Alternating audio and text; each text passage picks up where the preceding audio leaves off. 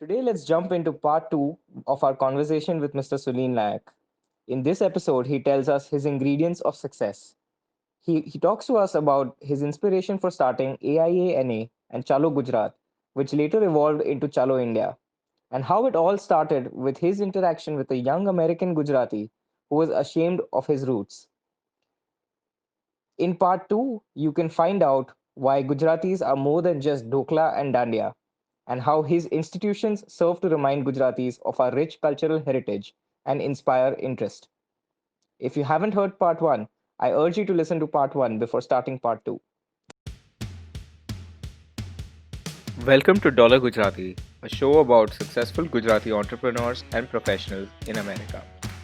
We talk with them about their ideas and struggles on the road to success in this land of opportunity. As immigrants ourselves, we want to understand the different paths that successful immigrant Gujaratis have taken to establish themselves. This will also help us to navigate our journey in America. So, is there any, so after your entire motel and hotel industry experience, did you Hmm. take up any other kind of business or you've been in the motel and hotel business throughout? Okay, so I'll take it from where I had left off last time, where I started building the franchise hotels. And I'll wrap it up by just saying that besides the hotels, I did get into some other real estate also, buying some office buildings. Also invested in some healthcare investments such as adult daycare centers and a nursing home also. Business wise, so that's pretty Okay. much what I have. There are certain traits that we have we have inherited, which does help, uh, Okay. and those traits is where I thought obligated also to do something where I come from, uh, which is where the in next phase, or something very different that I started doing in life was some social work. So when you came to America, the business environment was very different.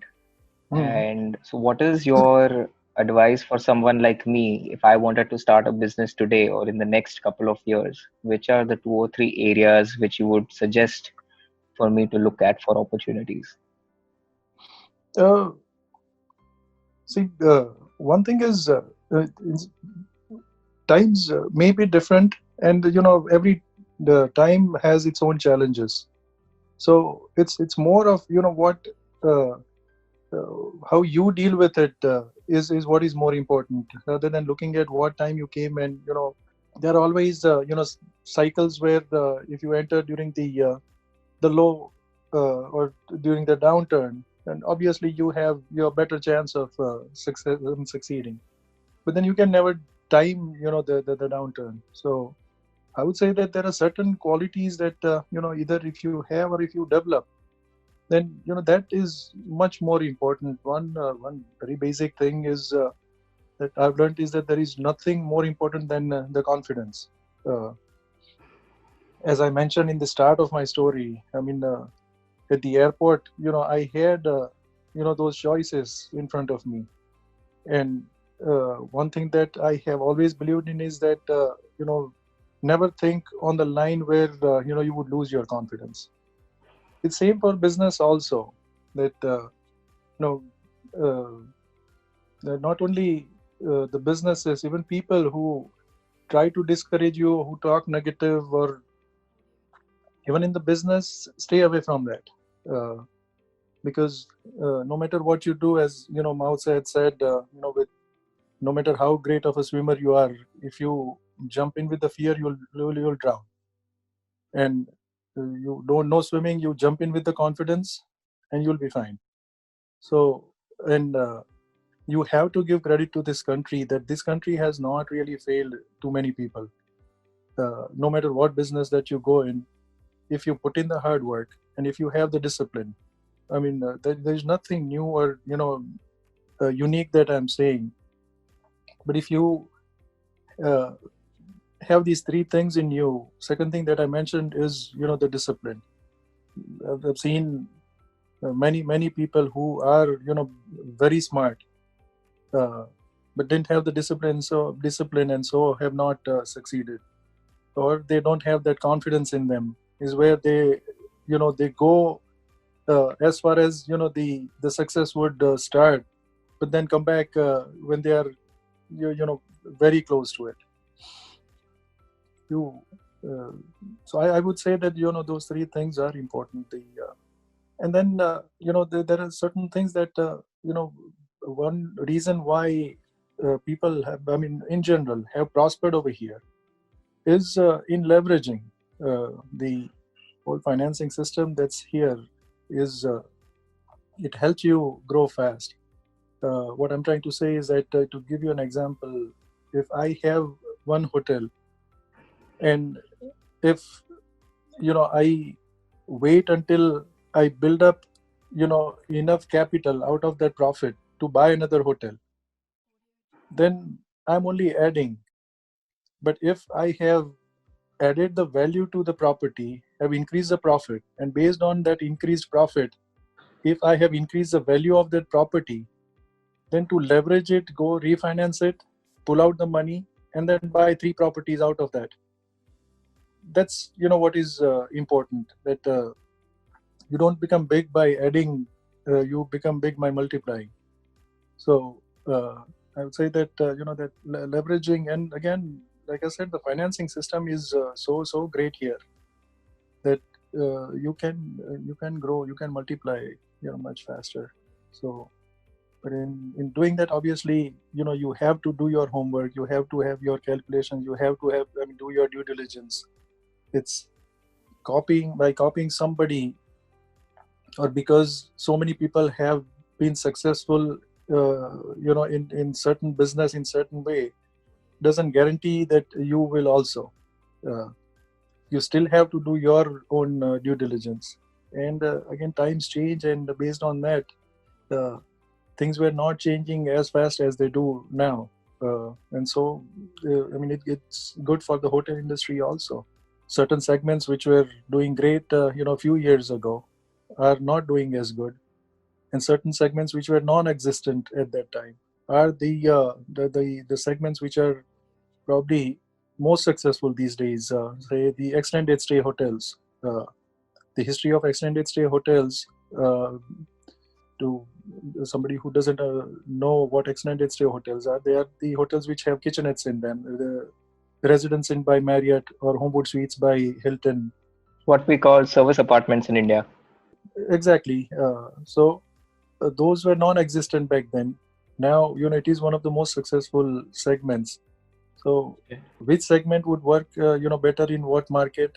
uh, but what I said about taking that risk of leveraging the properties, not leveraging to the point where what happened in back in 2008, where people lost the properties. You don't want to leverage so much so that you would lose the properties. But you definitely, whenever you find that room to balance where you can leverage and still be able to survive during the downturn, you should leverage it as much, and and grow that way.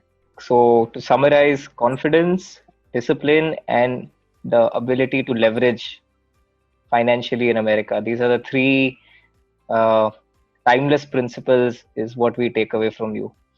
That's correct. I mean, especially coming from India, we do have, coming from a country which has, I mean, people are used to doing business, in the way that they are brought up. Over here, say a store in India, one day it opens at 7 o'clock, another day it could open at 8, third day it could open at 8:30. Over here, rain or shine, something, as small as a very small convenience store, if it opens at 6, no matter what, it opens at 6. You do realize that that helps somebody who is used to having his newspaper at 6:10.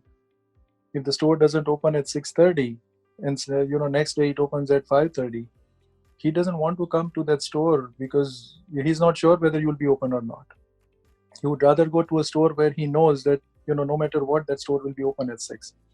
So you start losing customers that way. And taking care of customers is something that over here, it's quite. I mean, we keep hearing since we were born that customer is God, and customer is always right, and we keep hearing those things, but we don't really, when it comes to not losing actually, but if you, I would say that if it comes at some of your expense, we tend not to really follow what we have always heard or what we have always been saying it.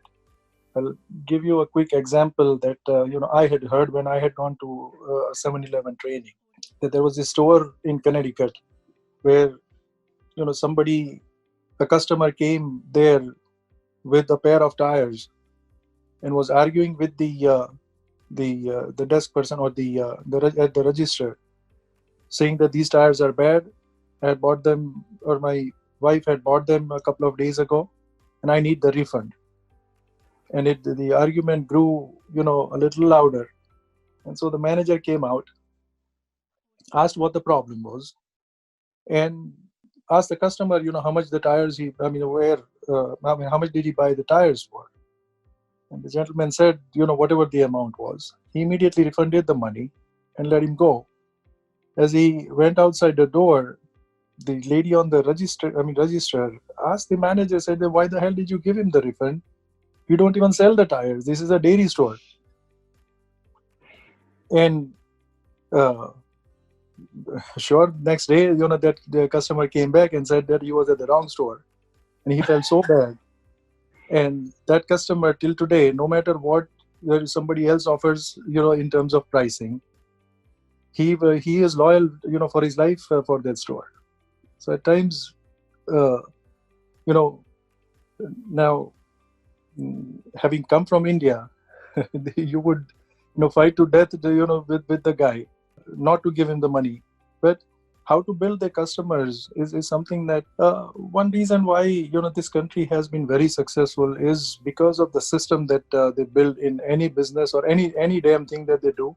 They build a system, they institutionalize things, and constantly improve upon things. That's why in innovation they have been what they have been.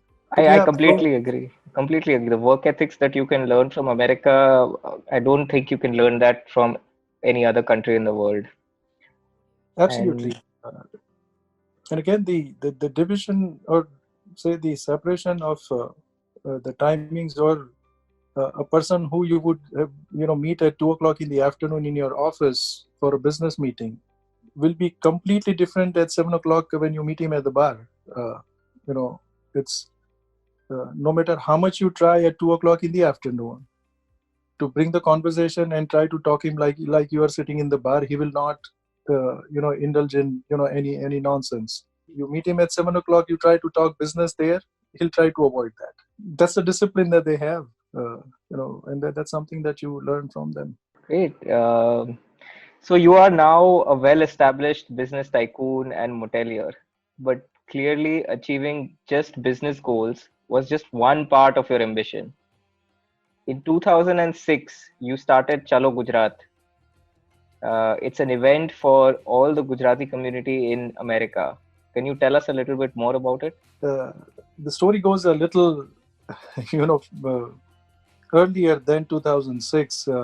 Back in 2005, our honorable Prime Minister now and Chief Minister then, Narendra Modi, was denied the visa, and he was going to come. When he was denied the visa, it was a function that I was hosting, or I was going to host at Madison Square Garden, and he was also going to attend the AHOA convention. So that's a function that he was going to come, and he was denied the visa. That's a different story. I mean, in spite of him not being there, we still went ahead and did that, video conference at Madison Square Garden in 2005. And the entire Madison Square Garden was packed, even, with the video conference. But while doing that, and, we had many challenges at that time where, we were a little apprehensive, of the security. And so we had a layered seating that, we had planned. And, but anyways, while planning on that, we needed some young guys from from the community. And so I happened to, where else do you find more than where you find at the colleges? So I happened to go at Rutgers to talk to a few collegians who helped me here. And while talking to them, I mentioned to somebody about Gujarati, and he said, he stopped me there. They don't say that. And I was surprised. I said, why are you saying that? He said, no, the Gujus or Gujaratis or is not something which is quite liked. So I was kind of surprised, in fact, shocked to hear that. That why instead of being proud of the culture or the heritage that the Gujarat has, why is somebody shying away from it, and why is he afraid of? So I had just had that brief conversation with him about how much do you know about Gujarat, and obviously he all he knew about was garbas and whatever he may have heard at his home, and obviously about Gandhi. I had that in mind, and then I was also at when I have to get my taxes done. I was at my accountant's place where he had his pretty much entire staff is Gujarati, and here he had one of the customers. I don't remember where it started off, but suddenly started talking about how sweet the Gujaratis are. They are sweet talkers, but they are this, that, and whatever else. And in short, he was making fun of. And again, I am not that person in good humor. If somebody says something about either my community or my state or anything, I can take that. I'm not that. But again, to make fun of any community for that matter, putting it down out and out is something that I don't think any community should accept that. I thought, and then the guy went on, and I didn't want to. I mean, he was my accountant's customer, so I didn't want to say something which would offend him and the accountant losing his business. So I and but what surprised me even more was that here there were 30 people who were sitting listening to this, not saying anything, either because they didn't know enough or they didn't dare. I mean, they didn't dare enough. That's not important. I mean, what is important is, like I said, that people over here, I thought that were losing, that pride that they should have from any community that they come from. Encourage, and in fact, I support even the Punjabis when they do their cultural programs, whether it's a Marathi program or if it's a South Indian program. I encourage all of them to bring out and do programs on culture as they can. But unfortunately, the problem that we have had here so far has been, and again, when you go to most of these functions, you see that there is very little involvement of the youth here. Everybody keeps talking about how important it is for youth, and we want to encourage and we want to motivate. All along since I've come to this country, any function or most of the functions that I would attend, and be it a Diwali function, be it a program is or it's pretty much set. A president garlands the vice president praises the president. There are 15 sponsors who have come, may have contributed bit here or there, who, whether they can speak or not, give long speeches, and then there are a couple of Bollywood dancers, and the program is over. Now, which youth is going to be interested in this? And I had been seeing this all along. So I always had this in mind that and that goes for anything that I do, that if it doesn't make an impact on at least a few people, then don't do it. I mean, don't waste either your time or somebody else's. And so when a couple of incidences like what I just narrated happened, I thought Gujarat is much more than Gandhi and Patel. I mean, Sardar Vallabhbhai Patel. Gujarat has much, much more. It's more than garbas.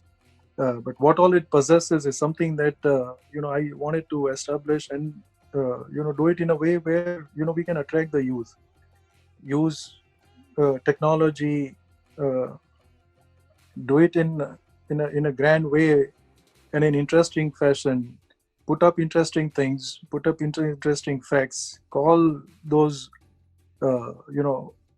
speakers, singers, orators, spiritualists, or whoever who can motivate other people.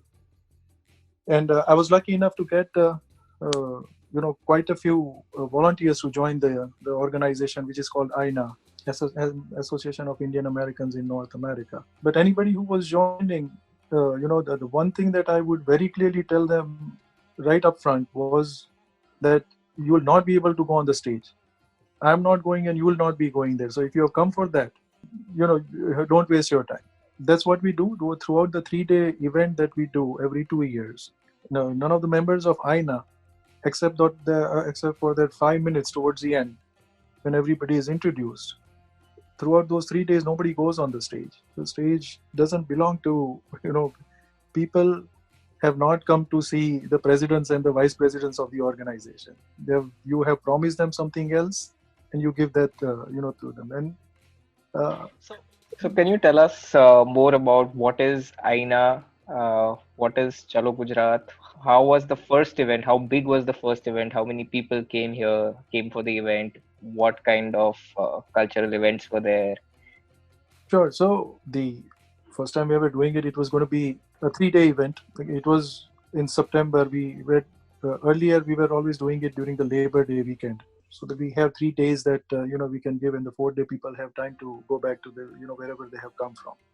And we had targeted the global audience, and we were fortunate that we had people who had traveled all the way from Africa.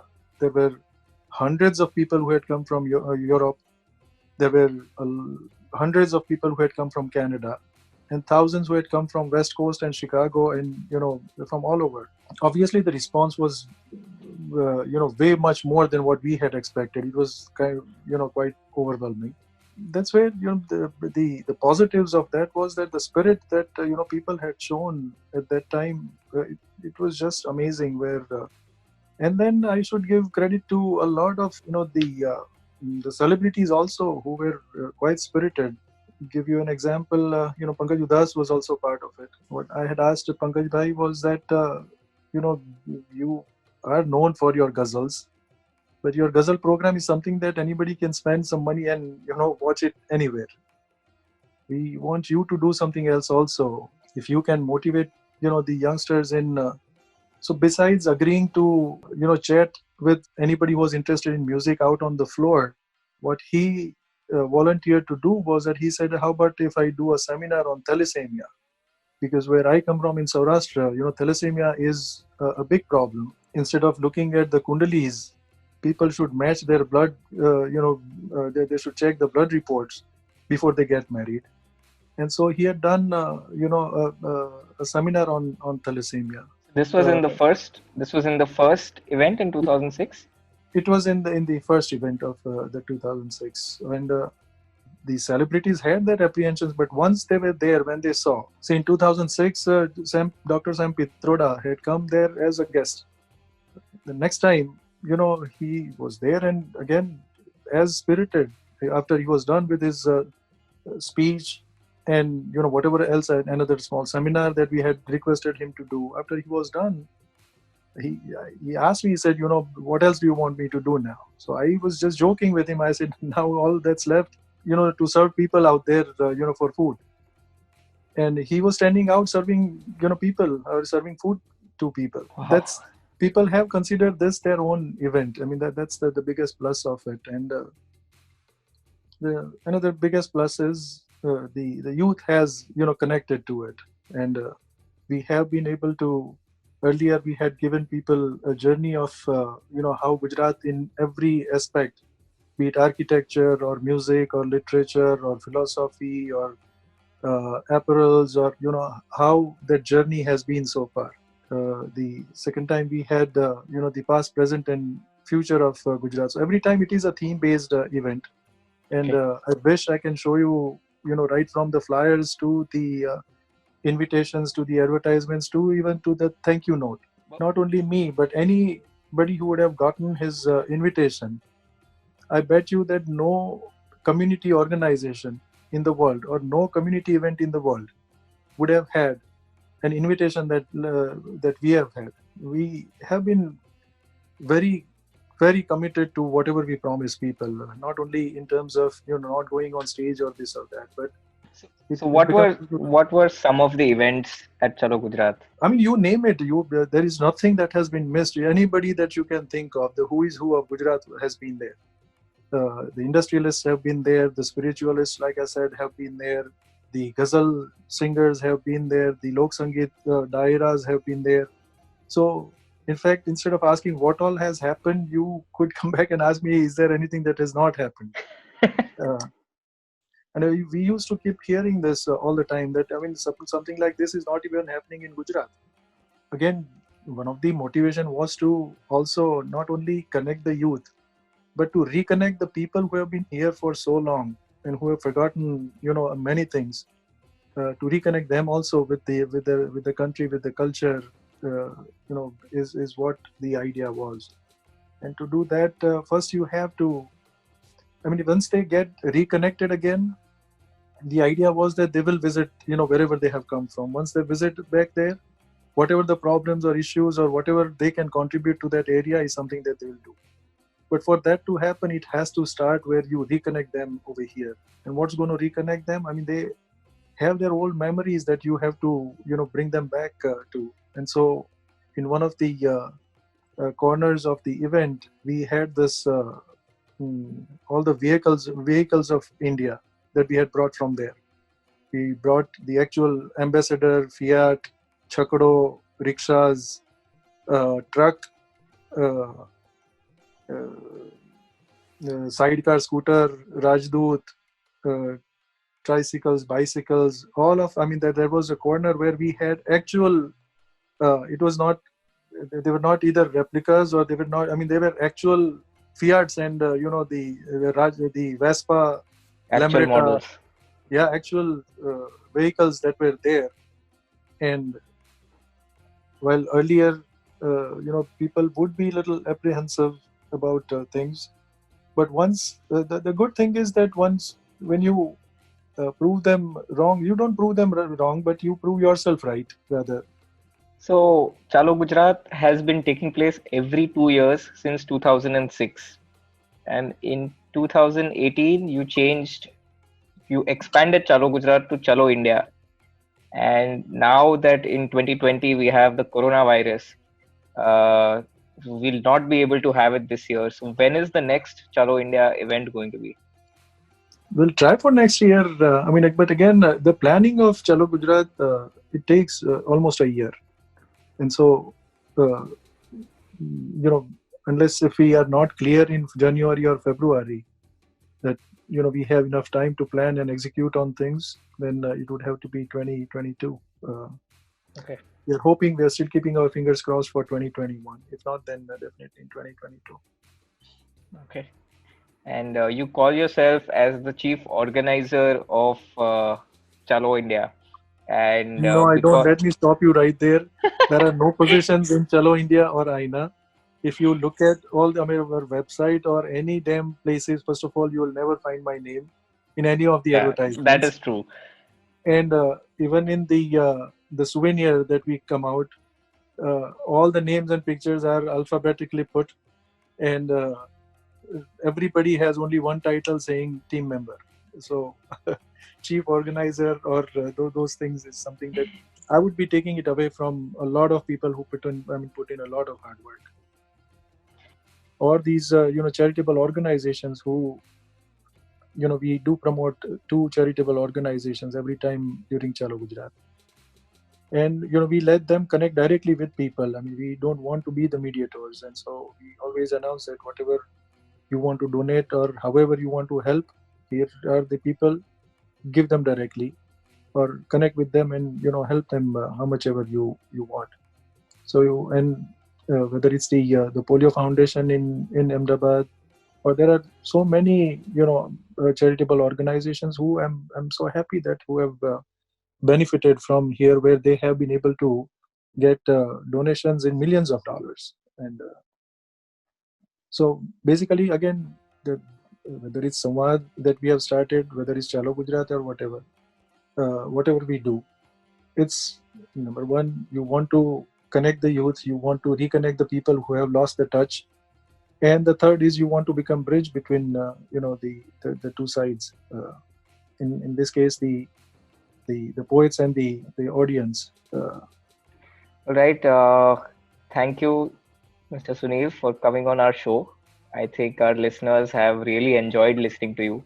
You are one of the most sought after guests on our episode. No, And well, as I mentioned to you, I'm not a speaker.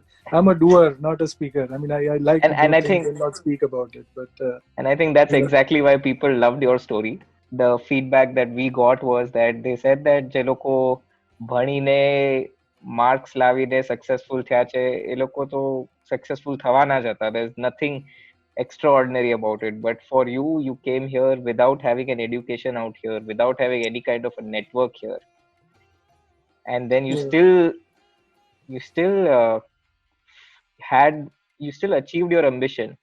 That is very inspirational to a lot of us.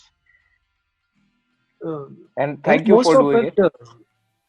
again, I would towards the end. I don't want to restart again, but believe me, there is something about India where we all have it in us.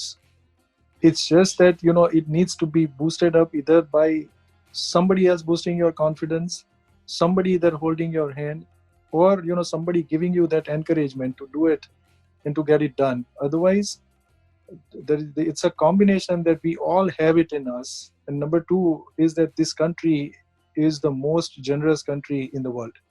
It doesn't fail too many people. It rewards to just about everybody who works hard and who uses his brain.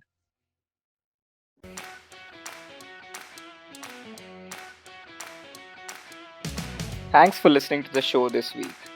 And if you want to ask us any questions or want to see someone specific on our show, write to us at dollargujarati@gmail.com. You can also tweet to us at dollargujarati. Make sure you don't miss any episode by subscribing to our podcast on Spotify, Apple Music, YouTube, or however it is that you get your podcast. I'm Dakshaday Shah, and you've been listening to Dollar Gujarati.